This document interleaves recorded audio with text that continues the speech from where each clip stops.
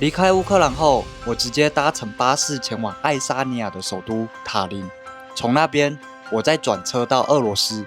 大家觉得这个时候去完乌克兰2次，还能入境俄罗斯吗？跟着我的镜头带大家走一回。Hello， 大家好，我库萨巴，我现在人在波罗的海3小国的最北边这一国，爱沙尼亚的首都塔林。今天要从这里前往俄罗斯的圣彼得堡，因为听说这个海关检查很严格，行李都要一个一个打开来检查，所以我选择搭最早班的巴士过去，避免到时候要排很长很长的队。是还是有点担心能不能入境俄罗斯，因为前阵子才去乌克兰2次。这可能会影响我入境，或者说会被卡在海关很久，但我还是想要按照原本的计划去试试看这条路线。我最喜欢这巴士的原因，就是因为这里有免费的咖啡还有茶，还蛮不错的。这个车今天很空旷，结果只有我一个人搭乘这辆巴士，真的是太夸张，太让我惊讶了。我原本以为会有很多人搭乘这辆巴士，没想到整辆巴士就只有我一个乘客。简直就像包车一样。顺便跟大家介绍这辆 CP 值超高的巴士。如果大家有计划来波罗的海3小国或波兰旅行的话，我非常推荐大家搭乘 Ecolize。这家巴士公司不止票价便宜，环境和设施都超棒。如果使用他们的 App 订票，还能拿到10%的回馈金，下次买票的时候可以直接折抵，真的超划算。车内环境非常干净。1层楼就设有2个垃圾桶，卫生管理做得很到位。每个座位前面还有独立的萤幕，可以看电影、听音乐、读电子书，甚至玩小游戏，完全不会无聊。说真的，如果再附上免费餐点的话，这服务就跟搭飞机一样了。终于到达边境了，但还是来晚了，这里满满的人潮，不知道排到什么时候。这位大姐看起来经验十足哦，还晓得拿板凳过来。超级多人在排队，这里居然还有民宿广告牌，看起来这个海关真的不好过，有可能还要再多住1天。排了4、5个小时，终于快要轮到我了。我看他们每次都只放20个人左右进去，每次都要等40、50分钟才会开放下一批人进去，真的是有够久的啦。希望等一下可以顺利出境。只有1线之差，差一点就可以进去了，只能等下一批了，又要再站30、40分钟了。A little longer than a few minutes later. 没想到这个海关其实还蛮快的，可能是检查的人太多了，然后轮到我的时候可能就比较快吧。全程应该不到10分钟就结束了，然后检查行李也没有像网络上说的这么夸张，全部都要打开来一个一个检查。他用 X 光机帮我扫描完之后，就叫我直接走，也不用在那里把包包打开给他检查。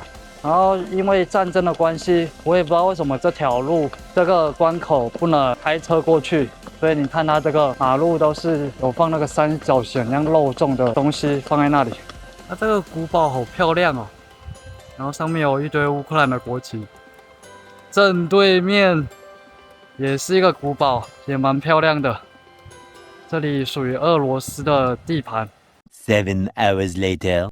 Hello， 大家好，跟大家讲一个坏消息，今天的闯关以失败告终，但没有关系，人生不如意的事情10之8九，今天刚好被我遇到而已，只是很可惜没办法带大家进入俄罗斯，看看俄罗斯现在的状况，还有他们人民的心声。今天花了12个小时的时间在边境这边，然后都没有吃东西，所以肚子有点饿。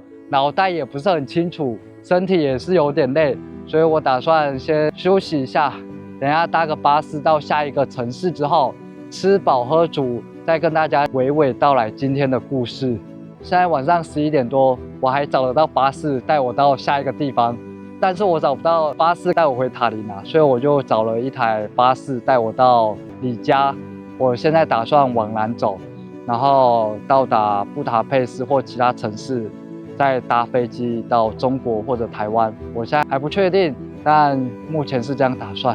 我只希望等下可以在车上好好的休息。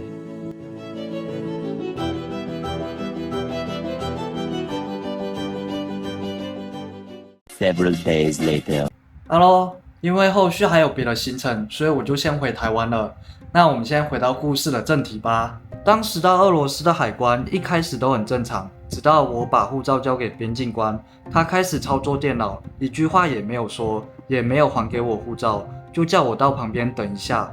大概过了10分钟左右，有一位警察走到我面前，叫我跟他走。途中我们经过了好几道门，我注意到这些门都需要门禁卡才能通过。最后我们到了一间小房间，里面说大不大，说小不小，大概就10几平。有厕所、桌子，还有收集指纹和脸部资料的机器。我万万没想到，接下来的6个小时，我被邀请与他们进行深度交流。最初的2个小时，我与一位穿着制服的警察在那间房间聊天，他不停问我问题，也一直在记录我回答的内容。原本我以为如实回答就好，没想到过没多久，他就开口要我交出手机，直接在我面前翻看有没有乌克兰的资料。其实会发生这种事情，我也不意外，因为我第一次入境乌克兰的时候，也发生过一样的情况。唯一的区别就是，乌克兰人比较有礼貌，他在翻看我手机资料之前，会先询问我的意见，而且他们在看我手机资料的时候，是坐在我的旁边，然后我可以看到我手机的画面，他们有没有乱翻其他东西。但俄罗斯那里不是，他坐在我的对面。所以他在看我手机资料的时候，我是看到我的手机壳，完全不知道他在看什么资料。而且我的手机自从交给他之后啊，到我离开俄罗斯边境之前，他们都没有把手机还给我。所以我的手机在他们手上至少有5个半小时到6个小时之间，我觉得蛮夸张的啦，就是不尊重你个人的隐私权，这样子很没礼貌。因为有前车之鉴，所以在去俄罗斯之前，我早就把比较敏感的影片和照片传到我的随身硬碟上面，但他们还是想要从我的手机上找到一丝丝关于乌克兰的机密资料，好把我当成间谍拿去跟他们的上级邀功。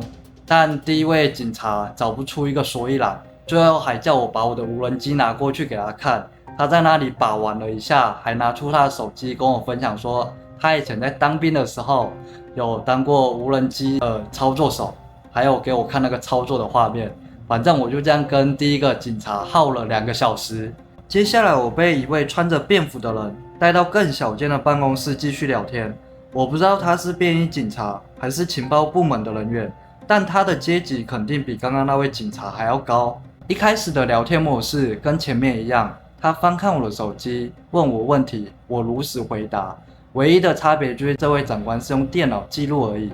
我还注意到他使用的电脑品牌居然是 Acer 的，心里有点小亲切。不过这种亲切感跟当时的氛围真的是形成鲜明的对比。在问话的过程中，我曾数次要求我可不可以找一些资料当做我的佐证，但是他都拒绝我的要求。只有在手机被自动上锁的情况下，他才还手机给我，要我解锁继续给他翻找资料。他的警戒心真的不是一般的强啊。大概过了30分钟，他要求我告诉他密码，手机就被另一位人员拿去别的房间检查，一直到最后的第6个小时，确定我不能入境之后才还给我。在这段期间，我不知道他们有没有偷偷把间谍软体灌到我的手机里面，但我当下的心情是超级从这个方面就可以知道，他们的情报资料也没有像电影的这么厉害啊，在短期间就可以知道这个人是不是间谍。我心里就想了，如果我是间谍的话，我会笨到哪有乌克兰出入境章的护照，还有乌克兰影片和照片的手机入境吗？反正我在那里又折腾了2个小时，最后被送回原本那间小房间继续等待。那边有时候有1位警察看守，有时候有2位，但人还蛮好的，问话也是客客气气的。那时候是晚上9点了，我已经13、14个小时没有吃东西了。刚好我的行李箱有一盒东哥给的泡面，我就问那个守卫说，这里有没有热水啊？可以给我泡个泡面，我肚子非常饿。他说没有，就只有冷水。我还顺着他手指的方向这样看过去，那个冷水哦，你知道那冷水是怎样吗？那个冷水是用家庭用的那种塑胶瓶装的，我就觉得超级夸张。这跟我想象中的世界第2大国不太一样啊，居然连饮水机都没有。回想我在乌克兰的时候，他们带我去福利社，叫我在那里等待，如果肚子饿的话可以自己吃东西，然后手机也没给我没收。我觉得人权啊，在这2个国家真的是相差太多了。我在那个房间待到快11点，一位警察走过来跟我说，他们觉得我的行为已经触犯了某某法律的第12条，有可能会危害俄罗斯的名誉，所以拒绝让我入境，也告诉我不要从别的地方入境，否则会被抓。看到这段翻译，我心里是既好笑又无奈，因为我知道他们看过我的影片，我想他们是怕我拍到他们不想让外界知道的一些东西吧。他们催促我赶快收拾行李离开，因为爱沙尼亚的边境晚上11点就下班了。后来我也只能无奈但又迅速的把行李整理好，回到爱沙尼亚的海关。当海关人员看到我的护照时，换他叫我到旁边的椅子上坐。后来他和他的上司过来问我说，为什么我被俄罗斯拒绝入境，但是我的护照上却没有拒绝入境章。我说我也不知道，我想去那里拍摄影片，但是他们拒绝我入境。我在那里被卡了6个小时。那位长官很同情我，然后问我下一步要去哪。我就跟他讲我的计划可能就是往南走，应该是回布达佩斯搭飞机这样子。他就让我再次入境。就这样，那一天早起搭车排队6小时，被问话6小时，半天就过去了。说实话，这个时期如果要去乌克兰或俄罗斯的话，你的护照最好不要有另一个国家的出入境章，如果有的话，我建议你直接去换一本新的护照，会省事很多。虽然这2国的电子签证都很好申请，但到了海关，什么事情都有可能会发生。这段经历让我更清楚地感受到国界的意义，不只是国与国的界限，也是不同体制和价值观的交汇点。未来我还是会旅行，但会更小心，也会更谨慎。